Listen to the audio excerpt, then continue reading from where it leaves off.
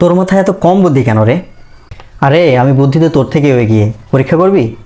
আচ্ছা তাহলে শোন, যদি আমি তোকে একটি বুদ্ধির ধাঁধা দিই আর তুই যদি এর উত্তর দিতে না পারিস, তাহলে আমাকে 2 কাপ চা খাওয়াতে হবে।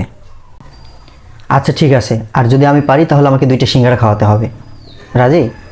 আচ্ছা শোন, ধাঁধা হলো, একটি বাস চালক সারাদিন বাস চালালো কিন্তু কেউ তার কাছ থেকে কোনো ভাড়া চাইলো না, কেন? এ আবার কীরকম ধাঁধা? বাসে সবই কি ফ্রি চলছে? আরে না, আর একটু ভাব। উফ, বুঝতে পারছি না। বাসটা কি ভুল করে খালি রাস্তায় চলে গেছে? আরে না, উত্তর খুব সহজ।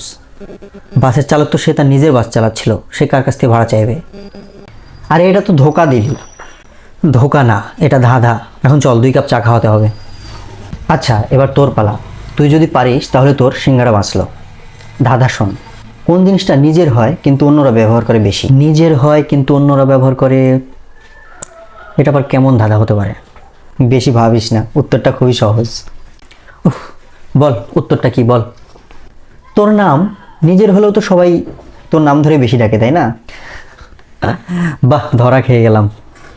আচ্ছা চল, এবার সিঙ্গারা খাই।